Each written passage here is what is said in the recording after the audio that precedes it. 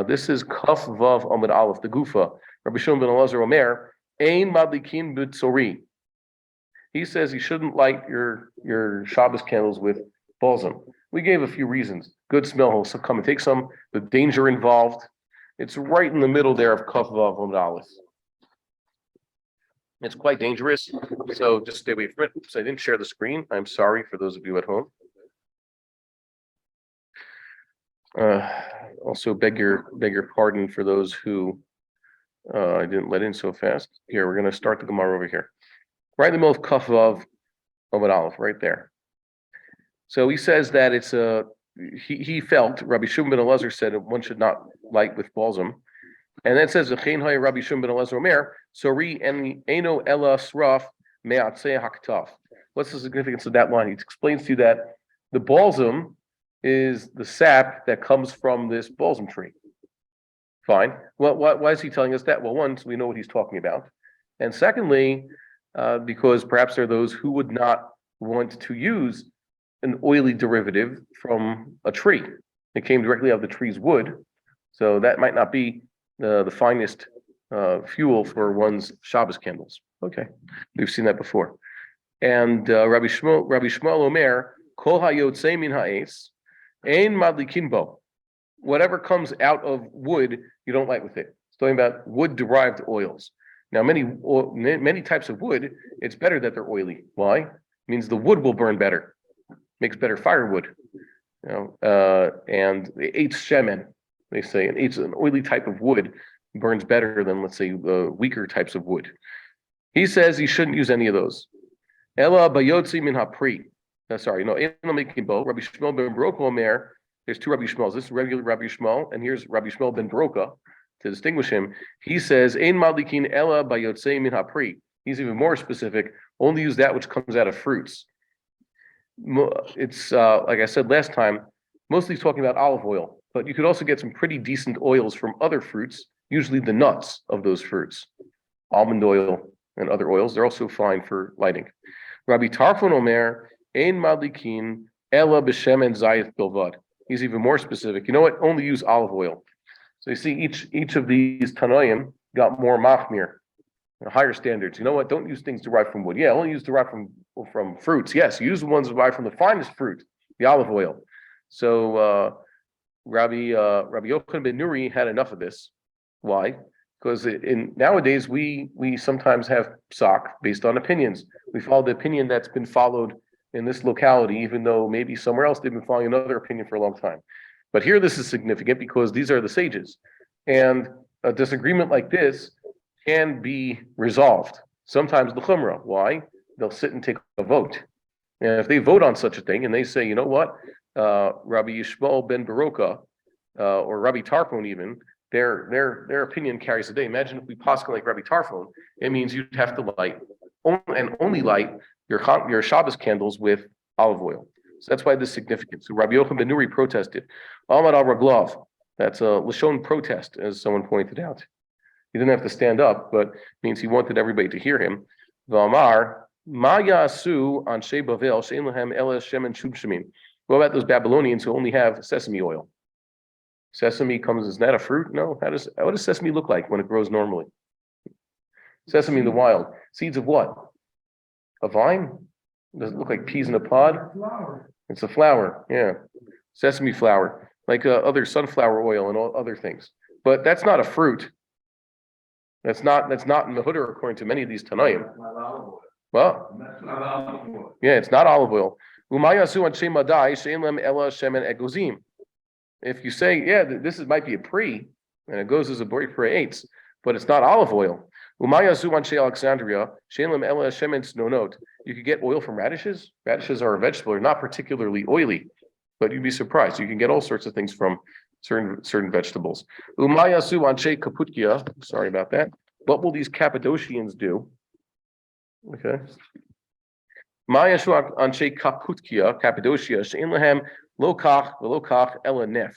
they don't have anything up there in Turkey except they have neft, which you said was crude oil. Well, kerosene basically there'd be neft lavan, remember? What? Neft lavan is kerosene. This is just neft. Ella ein lecha ella ma she'amru chachamim ein madlikin umadliki. Hold on a second. Period. Ein madlikin. What is he referring to? That's in Daf Kaf, in the Mishnah on Daf Kaf, which has very specific. What can't you light with? Straight up, stop Mishnah. I'll read it again. It says, "V'lo b'zef is lo b'shava." Beforehand, there's all sorts of things that wicks you can't use, and then like Rashi and the Gemara point out. Now we're going to talk about fuels. So they say not to light with zephes, pitch, and shava. That's beeswax, not modern day wax. Beeswax doesn't burn as well as wax, but they know it could burn it. They called it psolta the divsha, or davsha means you take honey. How do you get the honey out of the beehive? So you take out the whole honeycomb. That's made out of beeswax. You extract the honey from that, and then you're left with just the honeycomb. So what do you do with the honeycomb? So they would use it. And some said, okay, maybe you can use a candle for it. Kamash Balan, the sages felt not. Velo b'shem and keek, not with keek oil. That's a certain type of vegetable. Velo b'shem and sreifa, or truma that has basically become contaminated. So now all that's left is to burn it. Velo ba'alya, velo b'chelev. Can't use the fat tail or animal fat, chelev from the animal. Doesn't mean forbidden fat, not necessarily. Sometimes chelev just means the real fatty parts of the animal. Hold on a second. Okay, fine. That's a question for Sukkos. So that's what Rabbi Yochanan ben Nuri said. I can't underline this in the online, but I tried to do this in my own Gemara. There's so many different opinions. Make sure you highlight them. If I had my markers here, I'd put a different color to note whose opinion is what. That's what Rabbi Yochanan ben Nuri objected to, and that seems to be the halacha. The halacha stays like the Stam Mishnah, that there's only a certain types of oil which is qualified by our sages for various reasons, but really could light with many things as long as it gives you decent light. And that's the halacha. Let's see here. We should mention a Tosfos. Who wants to see this Tosfos over here? Ein madlikin b'tevel tamei. We discussed this sugya earlier. Not good to skip Tosfos. The Tosfos up on top here says that Rashi said that there's a kal v'chomer here. Ein madlikin b'tevel tamei. Rashi said, Perish b'kunchris, kol shekein b'tevel tahor. You can't light your candles with tevel tamei, and kol shekain, it certainly can't light with tevel tahor. Tevel is the produce, let's say the olives, that we have yet to tithe. We didn't take out the truma and the meiser from it. They object to this understanding of Rashi. Ve'ein it nireh, doesn't seem so. De lo havi kol shekain, doesn't seem to be a kol shekain the way Rashi said. De mehechi tesi, where do you get this whole idea that tevel tamei you can't light with? We haven't established that as a fact yet. And a kol shekin you can't light with tevel tahor. Ella hu adin b'tevel tahor. You should have just said, and the same applies. Same halacha applies to tevel tahor, but not that there's a kal v'chomer. The alfidon tevel tahor mi tevel tamei. We only derive this halacha of that you can't light with tevel tahor, or you can't get benefit from tevel. Period. From the din of tevel tamei. What did it say? Ma tevel tamei ein lecha bo shum hananah shel kilui ella meharama. Well, with regards to tevel tamei, you're not allowed to get any hana from it. Shel kilui. Hana of kilui means, well, you can't get regular hana from tevel tamei, or even the truma tamei. Why? Because it's tamei. Now you can't use it for regular hana as a consumption or for rubbing on the skin. But hana of kilui is this hana through its destruction, what you and I would call burning. Hana of kilui. Ella meharama ve'ela, unless it's already been tithed. Once you have tevel tamei and you turn it into truma tameya and the chulin tamei, now you could have some sort of hana from it if you destroy it. Af tevel tahor, so too tevel tamor. Cain, that's how it goes. Tevel tahor, you first have to divide it into its constituent parts, the truma and the chulin, and then you can start getting to it. V'hana she'ena shel kilui. If we're talking about hana that's not of kilui, not of destroying it, remember Kohen can use tevel, can use truma tahora also for his candles. Just because the olive oil of the Kohen is still tahor, it doesn't mean he shouldn't burn it. You would tell him, use the shemen sreifa, the oil that you contaminated, Mr. Kohen, that's truma and is uniquely yours, so use that for your Shabbos candles. But that doesn't mean that a Kohen can't use his regular olive oil that's holy, that's truma, also for his Shabbos candle. It's meant for that. Nothing bad about that. We never saw anywhere in halacha, that is, shehei tevel aser b'hana. Okay, tevel is not necessarily aser b'hana. This is the teaching. This is an important point that I guess the crux of the art of the dispute here. There's no reason to say tevel is yes, you're not allowed to use the tevel yet until you divide it into the truma and the chulin, but that doesn't mean the tevel is inherently forbidden bahana. Okay, very important point. Maybe you could sit on it or something.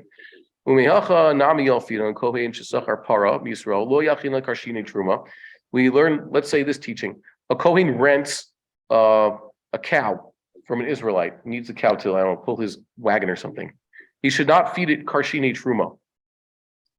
Wait a minute, it's the Kohen's animal on he's rented this animal. It's a Jew's regular animal. The Jew's animal, regular Jew's animal, cannot eat truma. So the Kohen shouldn't do it. Even the Kohen is currently renting it. Doesn't become his property. The hana shel kilui asura lazarim. Hana of kilui of the truma, feeding the animal truma, that's not allowed. It's forbidden for zarim. Those are not kohanim. Al sha'ar hana it's shari. But if there was a different hana from the truma, that would be mutter. What other form of truma hana can you get from the truma? It doesn't involve kilui. It's not befer kol ma'arvin. It says in per kol ma'arvin. That's an eruvin. Anybody can make an eruv, or no, it means any food can be used for an eruv except for things like salt. The ma'arvin lisrael b'truma. That's their fundamental proof. You can make an eruv for a regular Jew with truma. What does that mean? Eruv means food. To make an eruv. So the Kohen sitting in his house, he's making eruv tavshilin, or he's making the eruv chatzeros for everybody. He'll take a loaf of truma bread. How is that possible? How can you make an eruv on behalf of regular Jews? They're not allowed to eat this truma. The answer is yes, they will not eat it. But the hana that they can have an eruv is permissible. Okay, so there you go. So once again, that's why I disagreed with Rashi at the beginning. He says mechi tesi, like Rashi said that a Jew can't get hana from tevel tahor. A Jew could get hana from truma tahora in certain ways. He doesn't eat it, he doesn't burn it, he doesn't feed it to his animal. But there is a concept that a Jew could get hana from truma, kol shekain from tevel, as long as it's still tahor. Okay, and this should become relevant in the future, I guess, if you have truma around your house. Has anybody ever had truma in his house? When do you have truma in your house? If you make challah, a woman who makes a certain amount of dough in the house has created a priestly portion. The challah that she separates supposed to be given to the Kohen. That is a form of truma. So you can't eat it as a regular Jew. We dispose of it. But technically speaking, you can get some sort of hana out of it. Let's say you were to bake the challah.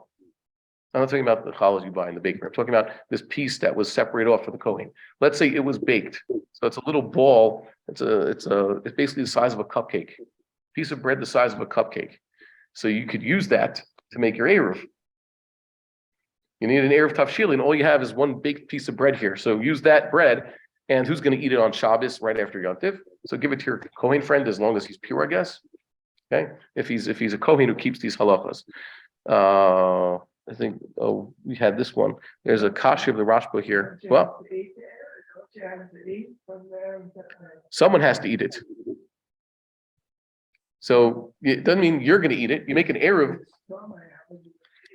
So it's not. We didn't say it's tameh. I said the challah that you separate in your house. Perhaps it wasn't contaminated. Maybe you're doing it right.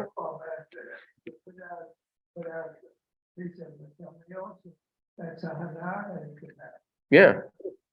You can't eat it. But the hana is that he has an eruv. Yeah. A lot of eruvin that we make, it ends up that no one actually ate the eruv. I always wanted to do this to be obnoxious, but I haven't done this yet. You go to is there a matzah box here? Who makes the eruv in this neighborhood or these neighborhoods? I think it's the Rabbanut actually does it. Jerusalem's so big that the individual Shiur rabbis do not have to get together and make an eruv here. However, in Chutz La'aretz they do. So you go to a significant Jewish community, and usually there's a consortium of rabbis who make an eruv. And what does the eruv consist of? A box of matzahs, a can of tuna somewhere. Has anybody ever gone into the shul and gone and eat those matzahs one Shabbos? They just save it for the next Shabbos, right? That's the Erev. That's the same as the Erev Tavshilin you are going to make. Well, actually, next time is Erev Tavshilin is a while from now. I think it's going to be Shavuos. This coming Shavuos will be a Friday. So you're going to make an Erev Tavshilin, Erev Shavuos. So you're going to eat that probably on Shabbos because you make that for yourself. But what if you were to not eat it? No skin off our backs. But I always wanted to. I know now where I live, there's an Erev. And I was thinking, every time we learn this issue, should you go and eat the Erev just to like show the rabbi, like, we kept the halacha? I think they'd be pretty upset. Or just eat one of the matzahs. Now they use a whole box of matzahs, so that could last for a while. Is this a real thing over here?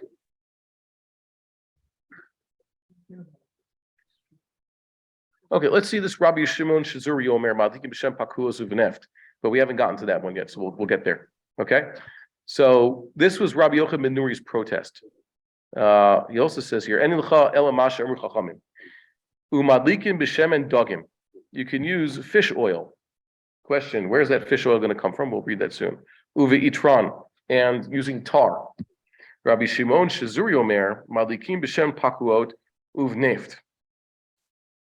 He disagreed with those who disqualified neft. He said you could use it, this crude oil, and shemen pakuot. Pakuot, it turns out it's not like it's something called a colocynth.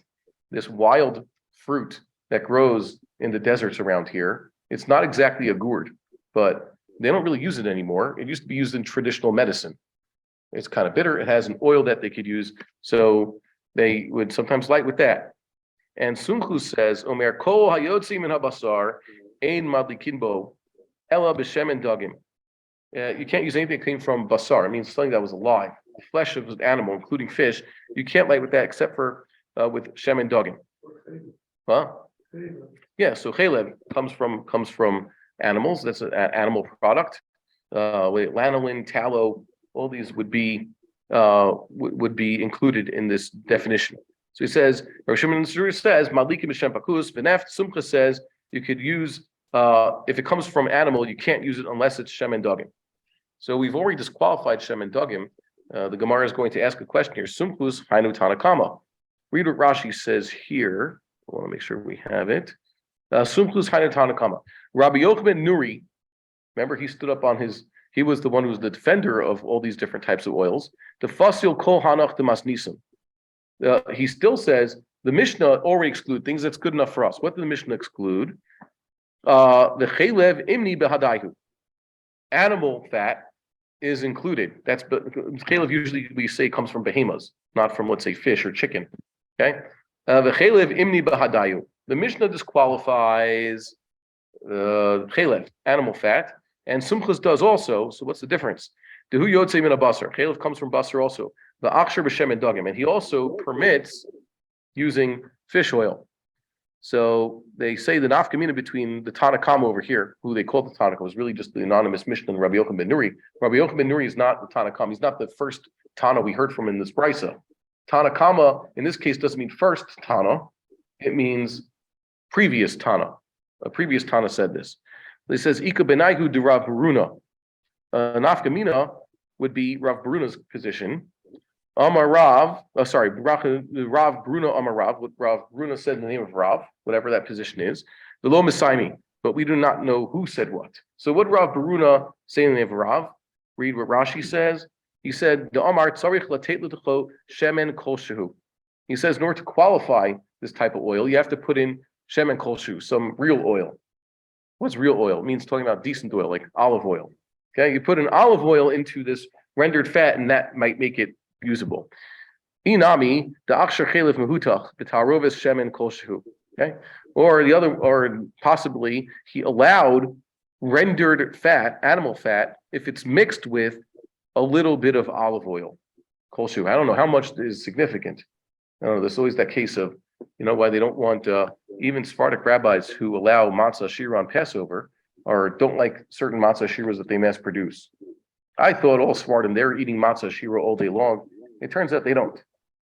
You know that? Anybody here eat matzah shira or used to eat matzah shira?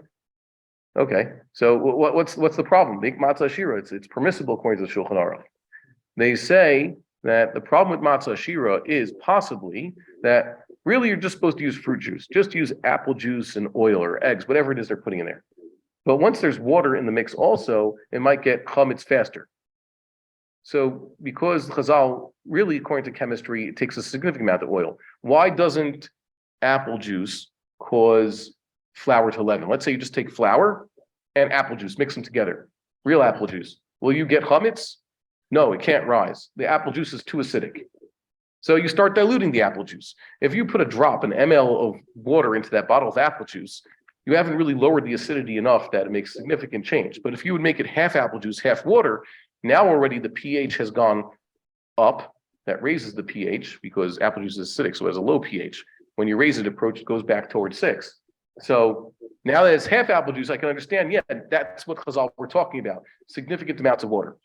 But because they haven't done the research into this, they haven't figured out what's the threshold that you could dilute the apple juice or the wine, and now it'll allow chimutz to happen. So they just say any drop of water, whatever. So they say in the factory, they wash the machines. There might be droplets of water on the machine, and that water is enough that it causes chametz, even though we're making matzah shiur. So I'm perplexed by such a chumrah, but you understand that once they say there's a taroves is a problem. So too, I'm wondering over here. Chazal said there's a way, at least those who were holding this way, there's a way to take the tallow and mix in some olive oil to a certain extent, and then it would be mutter. Koshu, they'd say, just the drop? Like, how much? Like, really, koshu sometimes is 1 in 100, 1 in 1,000 is enough to, I don't know, make it fit for lighting. I don't know. So I don't think that's the halacha, by the way. Right? Okay, so yeah, I'm wondering about this one. Yeah, they used to, but they don't use it anymore. Can anybody get themselves a tallow candle? Please show it to me. You can find some in a specialty shop or something like that, but it's not, they don't mass produce this. Kolshu chad mehanach tanai savar lidirav bruna the chelev nitar betaroves. One of the times say that the chelev is nitar betaroves, which means Alfie. Okay, the chelev, that's the animal fat, can become permissible if it becomes a taroves. You mixed in olive oil, so now it would be mutter. Well, shemen dogim afilu be'enei, probably not. Okay, or it means shemen dogim even on its own doesn't need this fix. It would work anyways. The chad savar shemen dogim aide taroves. One holds that shemen dogim aide taroves is kosher. Val chelev klal lo. Okay, can't fix chelev by adding olive oil to it. Rabbeinu Tam disagrees. We're gonna maybe see a Tosfos there how he understands this machlokas. So that's the argument there. There's Tanoim who had different opinions about how much they reject oil taken from animals. Some would allow it. They say no. The assumption is that the oil is mixed with the animal oil is somehow mixed with shemen zayis, and some say you can't fix it. It depends on who you follow. And like I said, v'lo misaimi, we don't really know to whom to attribute these opinions, let alone even know what the decision was. So we're not going to go into that halachically speaking. The Gemara here, Tosfos says, this one that I'm highlighting, it's right in the middle of the page on the left side. Here's a kasha of the Rashbam. Rabbi Shimon Shazuri said that you could light with shemen pakuos and beneft. Right? You could light with this, I don't know, colocynth oil and with crude oil. Kasha the Rashba. Ma ba lomar Rabbi Shimon Shazuri. Well, what's he coming to say? Deha the Rabbi Yochanan ben Nuri nami malikin bahen. Okay, according to Rabbi Yochanan ben Nuri, we would light with these. Rabbi Yochanan ben Nuri was the one who defended all the different types of oils that he said you got to light. People light with radishes, that's what they got. People light with neft, that's what they got. So what is Rabbi Shimon Shazuri adding to this? Rabbi Yochanan ben Nuri, Shimon Shazuri is adding pakuos and neft. Rabbi Yochanan ben Nuri has already said, yeah, I accept neft because there's some people who have to use neft. I accept radish oils because some people have to light with that. If you're stuck in the south where all they have is colocynth oil, so go right ahead. He said, how do I know Rabbi Yochanan ben Nuri said this? He was the one who defended the sages' statement in the Mishnah. Whatever the sages allowed and whatever is allowed, whatever they didn't allow is what they didn't allow, and that's it. Should be good enough for the rest of us. Okay? Mashma dafka hanahu aval shemen pakuos v'neft machshir.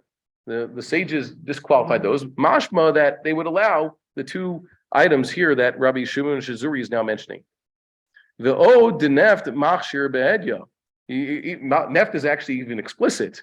Rabbi Yochanan, Nachshir Behedi Rabbi Yochanan. Rabbi Yochanan even mentioned neft explicitly. The Ein Lomar, the Rabbi Shimon Shizuri Ayib Neft Lavan. Don't give me the answer that maybe he means kerosene, like you said. No. You shouldn't use kerosene even on a weekday. Remember the danger. The Rabbi Shimon Shizuri Asi Shapir. But if you say, this is the strange part. If you would change the girsa and say Ein Madlikin b'mil say the Rabbi Shimon Shizuri Asir Sapir. If Rabbi Shimon Shizuri is coming to modify Rabbi Yochanan Nuri, yes, Rabbi Yochanan Nuri, you're the great defender of all these different oils, but I still think you should qualify neft and shemen pakuos. That makes sense. But what are you going to do? Is that our girsa? Rabbi Shimon Shizuri says Ein Madlikin b'shemen pakuos u'b'neft. So Tosfos is suggesting revision. Okay, I don't know. I guess you could check the Kisvei Yad.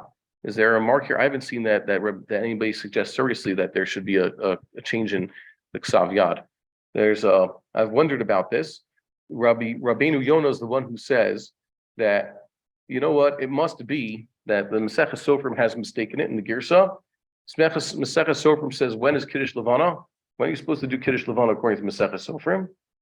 Ein Magkachin is a Levana, Ella, the Motzei Shabbos. So it says Motzei Shabbos. You're not supposed to do it until Motzei Shabbos when you're Mavusam. What does that mean, Mavusam, and why Motzei Shabbos? So many of the Gaonim Rishonim, familiar with this Masechet Sofrim, say they're scratching heads. Motzei Shabbos, what has to do with Rosh Chodesh? Rosh Chodesh goes basically travels throughout the week. You notice Rosh Chodesh was when? Sunday, Monday, then it'll be Tuesday. Then it's Wednesday, Thursday, then it's Friday. Then Shabbos, Sunday, then it's Monday.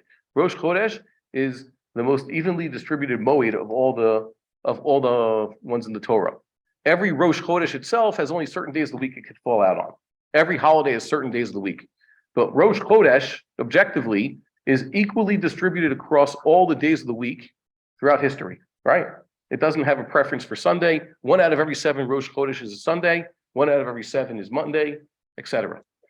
So the Rishonim scratched their heads about this line of Motzei Shabbos, and they hold like the Maharam and the Beis Yosef and say, Lav Dafka Motzei Shabbos, Ella, when you're in a state of happiness and well-dressed, because you're going out to greet the Shekhinah. It didn't mean Motzei Shabbos. It was Lav Dafka. Just most people are still dressed in their Shabbos clothes, and then they've eaten on Motzei Shabbos. Mashma that if, let's say, a person is attending a wedding in his finest clothes on a Thursday night, that's also good for Kiddush Levana. If it's Motzei Shabbos and he just fell in mud and for some reason he lost his food and he hasn't had a drink all Shabbos, so he shouldn't say Kiddush Levana. It doesn't mean Motzei Shabbos.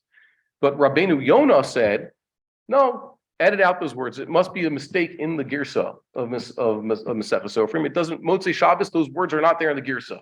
He strikes them out and says it means you should say Kiddush Levana when the moon is Mavusam, and Mavusam doesn't mean he's had a drink and is dressed nicely. It means that the moon is a certain size. Basically, wait a little bit from Rosh Chodesh to see the moon. Now, a lot of the Luchos and a lot of the Rishonim, Achronim after that, you take this line and run with it. Once you say the moon has to be a certain percentage of size, so you say that you have to wait a few days into the month. You have to say the bracha dafka at night when the moon is a certain brightness and you could see the brightness. There's all these halachas that come out of this change. The problem is, if you look at the girsas, no, it's pretty clear that the Rishonim had the proper girsa. It says Motzei Shabbos. You can't strike it out. So I'm wondering why is it that at least not everybody goes with this, but Rav Kapach wrote against this. But for some reason, they accepted his emendation of the text, even though from what we see now, there's no reason to make such an emendation. He suggests such a thing, but there is no reason to do so. Okay. Ika b'nayu de Rab Bruna. This is the next Tosfos over here. Should we see it? Yeah, let's see a little bit of it. Perish b'kuntris, dechad b'nayu savar, dechel v'hutach shariba tarovis. Okay, or taravot. You see, he says it's in the plural. Okay, maybe that's not the right girsa. One of these Tanaim hold that rendered tallow would be good for lighting the Shabbos candles if it had some olive oil mixed in there. Val shemen dagim afilu be'enei. What? But shemen dagim afilu be'enei on its own would be Oh, kosher. Okay, you could use fish oil, and behema oil would first have to be diluted. The other one holds that no, shem and dagim is what becomes permissible through the addition of olive oil. How much I don't know. V'chelev klal lo, but chelev cannot be fixed. It's it's also what do you call it? It's also just rendered. It's not on the list. So we know that the din of chelev would be more chamur than the din of fish. Is it that fish has a weight to become permissible, chelev is not? Or chelev can go permissible and fish oil is of course permissible. That's the way Rashi had it. But if you set it up like that, Ray Rashi, no one holds exactly like Rav Bruna, because that's what did Rav Bruna Amarav say? What did Rav Bruna Amarav say? I don't know. Where's the exact quote? Well, yeah. What does he say? Does someone have it in front of them? Yeah. Any kind of oil. Yeah. Okay. Below mash mahachi. So if you say that, it doesn't seem that way. But kunchvers dachak lefi shapirus b'masnisin. I understand where Rashi gave this explanation. He sort of pushed it into the Mishnah. The shem and dagim hainu kirvei dagim shenimochu. Rashi holds that shem and dagim means fish innards that have basically been melted. I don't know if anybody's ever tried to do that. Anybody got a fish before? Okay, that's what he says. V'nir Rabbeinu Tam says the shem and dagim hainu shemen sheba me'eno shel dog. He says that fish oil doesn't mean rendered the fish kishkas. It means that it's actually the oil taken from their eyes. Can you get fish eye oil? That would do. Cod liver oil comes from the liver of the cod. Okay, but I don't think that's like kishka oil. That's one of the things. You remember cod liver oil? Anybody ever see this stuff? They used to make you eat it, right? Right. And then they stopped. Right. Okay. Thank God we never saw it. Okay. Cod liver oil. Well, yeah, I heard legends. Okay, and castor oil or something like that. So he says here this based on this it's not a medrash, it's one of those tales. Who was it? Rabbi Acha, I believe, had all these mishalim about fantastic creatures he saw, and they represented things. So he says that there was this gigantic fish that they caught, and they were able to get so much oil just out of its eye. Okay, so that's what he's referring to. And he says over here, Tlasamir Garbi Mishcha, Ushemedogin, Moda Rav Bruna, the Shari Be'ene. Okay, so this is what he's referring to. Rabbi Bruna would say you could use Shem and Dogim on its own, it doesn't need anything else. If you get it like this kind, there was this massive fish, they were able to get so many barrels of wine out of it. And once you say this, now one of them holds like Rav Bruna. You say the way Tosfos says it, it makes more sense. Okay, who would defend Rashi? I don't know. Let's get into the Gemara over here, but first we should have an introduction of these halachas. I'm going to read you what it says in Hilchos Kalim, this 22nd parak, okay? Because we're going to talk about garments. About size, first of all, 3 tefachim, 3 etzba'os by 3 etzba'os. How much is an etzba? Here's what they say. Go like this with your fist. That's a tefach. Your thumb doesn't count. If you're counting in this direction, the height, so you have 4 fingers. Each finger is 2 centimeters, showing the width of the finger. And each tefach is, 4 of those fingers. How much we say this is? The best estimates that I've seen are that a tefach is 8 centimeters. Why am I using metric? Because in this country we use metric, and I've actually gotten used to this because the things we have around the house and the measuring tools we have use metric system. So a tefach is 8 centimeters, and etzba is 2 centimeters. 2 by 2 etzba, 3 by 3 etzba is basically 6 by 6 centimeters. Okay, so that would be like that. Okay, something in that type of square, 6 by 6. It's a really small piece of cloth.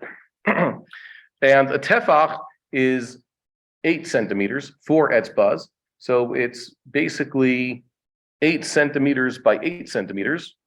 4 and 3 of those tefachs. So it's 24 by 24 centimeters. 3 etzbaot by 3 etzbaot is 6 by 6, and 3 tefachs by 3 tefachs is 24 by 24, which means the size of this cloth is 4 times the width and 4 times the length. Doesn't mean it's 4 times as big. No, it means it's 16 times as big. 4 times 4 is 16. So we're talking about one piece that's 16 times as big as the other. It's either 6 by 6 or 24 by 24. That's significant, right? Yeah, 24 centimeters by 20. That's 3 tefachs. Foot by foot square. Yeah, basically a square foot. And this other thing that's just a 6 by 6 is, I don't know, what could you even use that for? That's the question. Okay, that's basic math. How do you know when it's talking about tefachs or etzbas? So tefach is masculine, etzba is feminine. Plural of etzba is etzbaoth, and the plural of tefach is tefachim. Is the word tefach in the Bible? Tefach, etzbaoth doesn't occur in the Bible, but tefach is in the Bible, except in this week's parsha, the last one, it's called tofach. Tefach and tofach are basically the same thing. Just one is with cholam and segol. It doesn't, grammatically, it's the same thing. Okay, so with Chazal, they start saying tefachs. And what else do we need to know about that? No, we'll pause it there. Now we'll read the Rambam. The Rambam says, with regards to ordinary forms of tumah, he's going to make a distinction between tumah and tumas nagayim. What is the difference between tumah and tumas nagayim? Tumah means something's been contaminated through contact with one of the avos. Avos are tumah. Tumas nagayim means that this actual beged has tsara'as on it. See the difference? Certain garment it's the one that's actually affected by tsara'as, and it becomes like an avatuma itself, and it can contaminate other things. A contaminated garment is just something that has tuma on it for some outside source. Something else contaminated. Usually a beged only becomes tameh. It doesn't generate. No beged generates tuma except for a beged that has tsara'as unto itself. And only once, like we said, when the Kohen declares it has tsara'as. So the clothing that a person wears when he walks into an ohel with a dead person also becomes contaminated with tumas meis, for example. Make sense? Or the other example, the beged that comes in contact with shechvas zera now is now a rishon latuma on it. Okay, those are examples of tumas begadim. Kama shiur habeged lihitameh. The Rambam asks, so how big does a garment have to be in order to become contaminated? Here he's talking about regular contamination. It says, shlosha tvachim al shlosha tvachim limidras.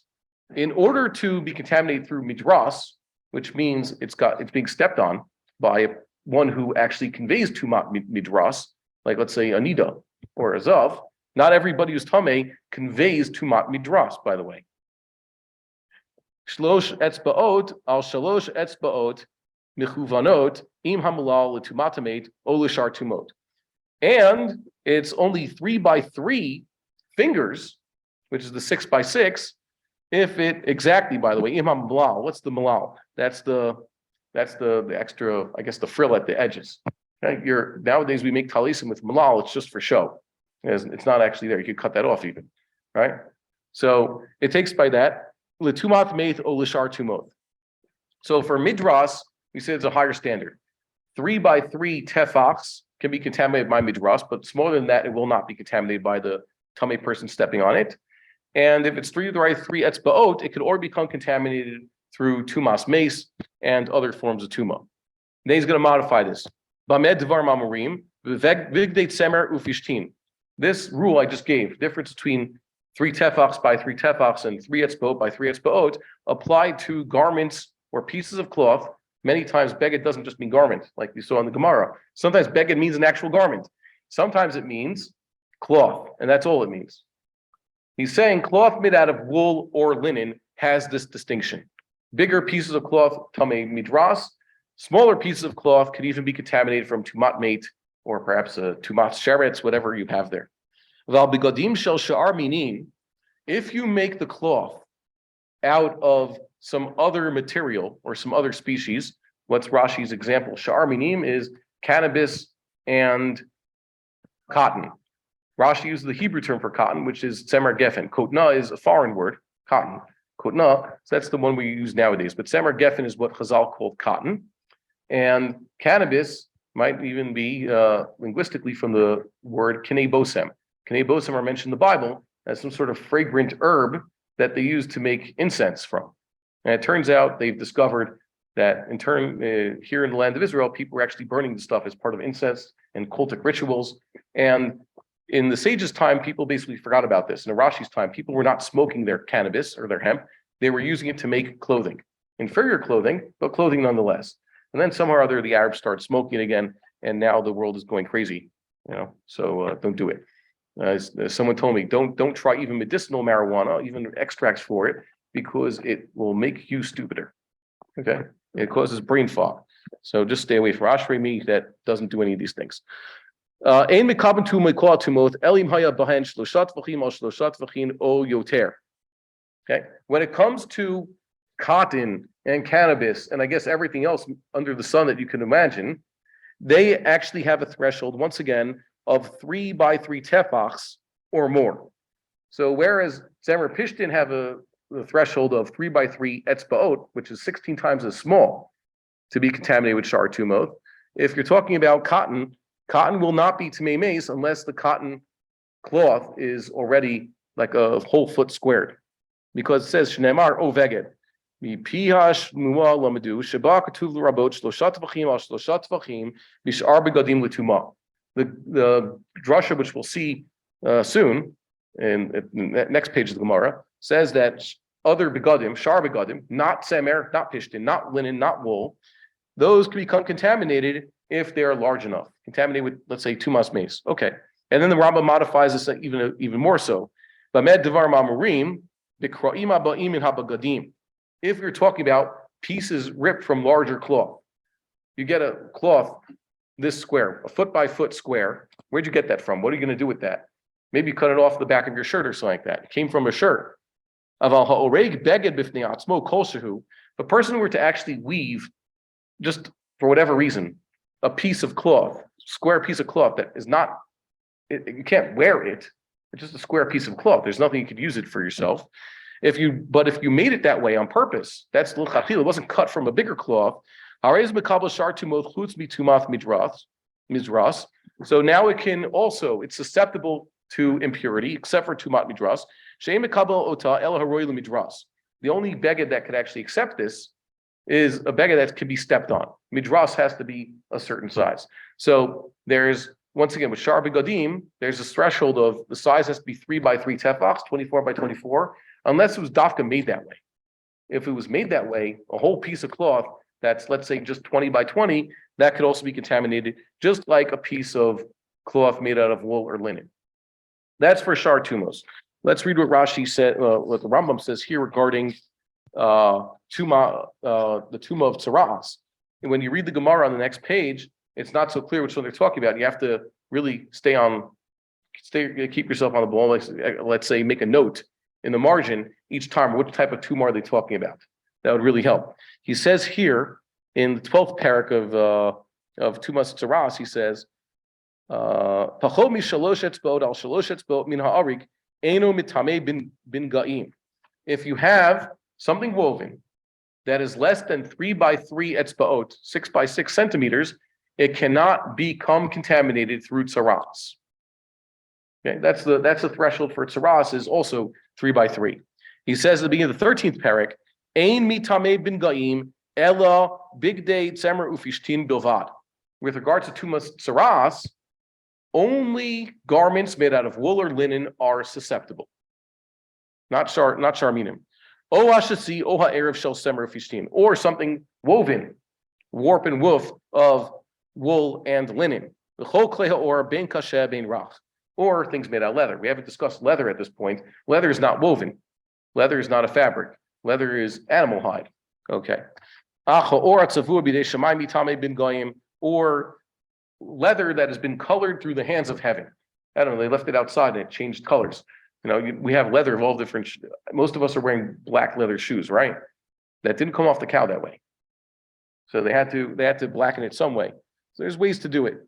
He says here also, Levadim kabegadim. Levadim is what you and I would call felt, pressed fabric. And utamim bin gaim, and they could also, as long as they're made of tzemer pishtin, they could become contaminated.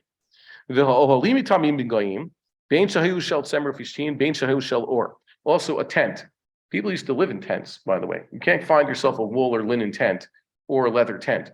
When people used to actually live in tents, what would they make the tent out of? Can you make a tent? Let's say you want to live like Avram Avinu. Can you make your permanent tent for living out of wool or linen? Maybe during the summertime, but you can't have that for the winter. Why not? Yeah, it will get wet. So what would they use to protect themselves? Like we said 2 days ago, in the wintertime in the land of Israel, in the olden days, used to wear a coat made out of skin. So too, you wanted a proper tent that was impervious to water. You made it out of leather. That's why the Mishkan, by the way, how would they make the Mishkan? 3 different layers. So really, the part of the Mishkan they set the Mishkan up in Shilo. It rains in Shilo, hopefully, right? Yeah. So Shilo, one of the layers of the Mishkan was the leather layer, but that's not the pretty one. The one on top is the decorative one. Okay, but that's not the one that's functional to protect it from rain. Okay, so now we have these introductions. Once we keep these ideas in mind, we could begin to understand what Chazal were talking about over here, that there's a difference. Most importantly, that this idea that there should be separate standards for Sha'ar Begadim comes up a few times. With Saras, it means we first look, is it wool or linen? Then you could have Tumas Saras. And if it's not wool or linen, it can't have Tumas Saras. And if we're talking about Sha'ar Tumos, if it's wool or linen, then we have lower threshold of Kibul Tuma, of susceptibility to Tuma. And if we're talking about other materials, then perhaps it was higher threshold of susceptibility to Tuma. This brings up the question, so what about artificial garments?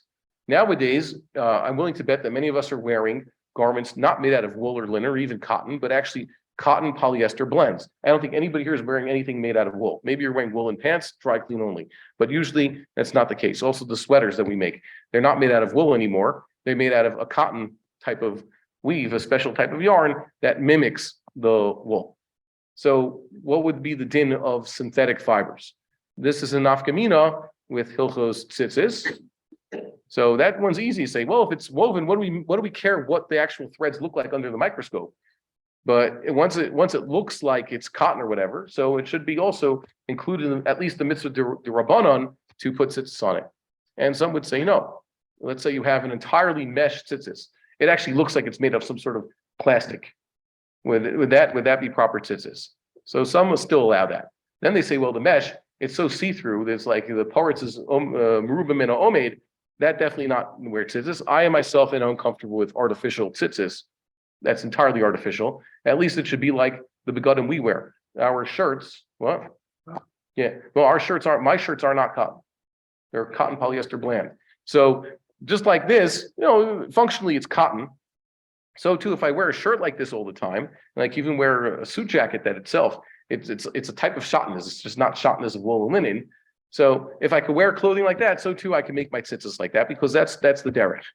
Is it mekabel tuma? That's a good question. If you entirely polyester or some other plastic, some other artificial substance, would your shirt have a kibul tuma to it? I guess you can make an argument for it, but the sages have not sat down. The Sanhedrin has not convened in a long time. There are people claim they're Sanhedrin, but I don't think they've discussed these issues and came out with the psak. I would accept a proper Sanhedrin functioning in Jerusalem to have a proper discussion on this matter and then come to a conclusion and publicize their conclusion. That would be the halacha for everybody. But until then, we haven't heard anything. Tanya, Rabbi Shimon ben Elazar Omer, Kol hayotzi min ha'etz, ein bo mishum shalosh al shalosh. Rabbi Shimon ben Elazar, who basically was one at the Gufa, why are we talking about this? Because Rabbi Shimon ben Elazar took the stage when we were talking Bameh Malikin. So now we're going to talk a little bit about Tuma over here.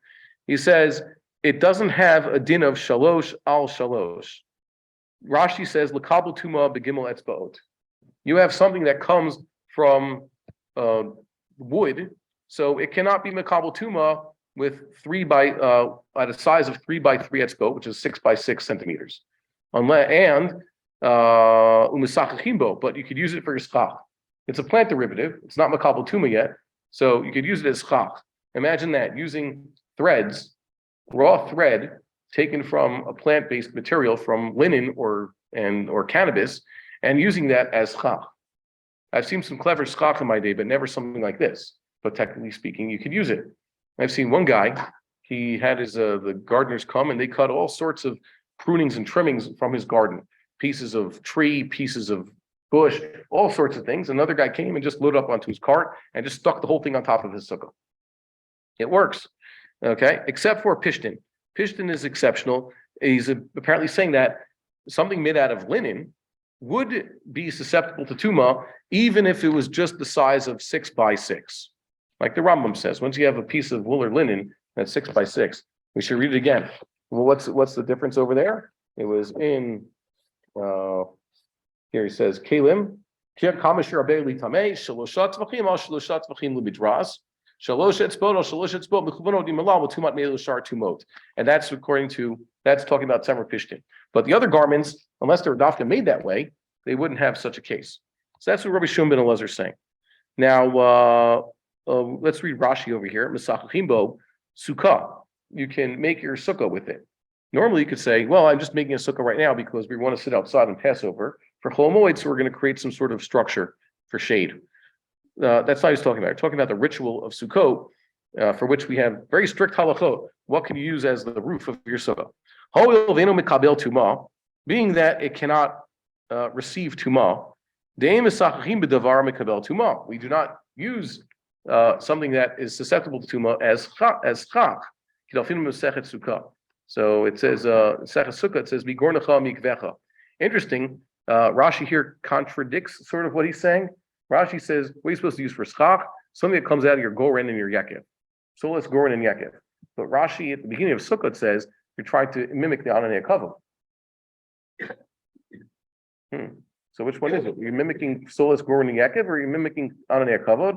So see what the Vilna Gaon says about that in Hilchos Sukkah. He actually points out something very interesting, that everybody agrees really it is Ananei Kavod. The Rashi here just saying, how do you know that you could use Solas? Okay. Well, we'll discuss that before Sukkah. So maybe we have discussed that already. And Abaye says, okay, we won't talk about the parsha. We'll just continue with Abaye. Abaye says, we're jumping a page, turn the page. Rabbi Shimon ben Elazar, V'tana devei Rabbi Shmuel, Amru davar echad. This Rabbi Shimon ben Elazar and the Tana of devei Rabbi Shmuel have a similar opinion. They say one thing. What are they talking about? Deme'echi tesi, Rashi says, the Rabbi Shimon, lema'uti shar begadim mituma. How did Rabbi Shimon know to exclude other types of materials from being susceptible to tuma? He's basically saying, yeah, you have cotton. Cotton, a 3x3 size, 3 etzba by 3 etzba size piece of cotton is not susceptible to tuma. Where'd he get that? Ilav de islay had the Tana of Rabbi Shmuel. It was not that he held like the Tana of Devei Rabbi Shmuel. The Hilkach, therefore, yotzei min ha'etz lav dafka nakat. Really, it doesn't just involve anything that comes out of wood, like cotton or hemp. It's lav dafka. It could also be from other animals, let's say, or some other source. Who knows? Dehu adin lenotza shalizim. It would be the same thing with the hairs from goats. Goat hair is not woolly. Even though goats and sheep go together in Tanakh, use them both for korbanos, and they're both food. They could use them both for korban pesach. Goat hair is fundamentally different from sheep wool. Okay, any other thing it's not tzemer pishtin. So why do you say dafka yotzi min ha'etz if he meant to exclude everything that's not wool or linen? Because he's talking about making sukkah, and for a sukkah you can't use, let's say, goat hair. You can't use some other material that comes from an animal. Nami linutuma, nakala lami linutuma, because he was talking about sukkah, so he had to, stick with that. What are you using for sukkot? We would like to encourage our viewers to share these videos with friends and send in your responses. If you would like to obtain Birkon Nusach Eretz Yisrael or invite the rabbi for a speaking engagement, please email us at office@machonshilo.org.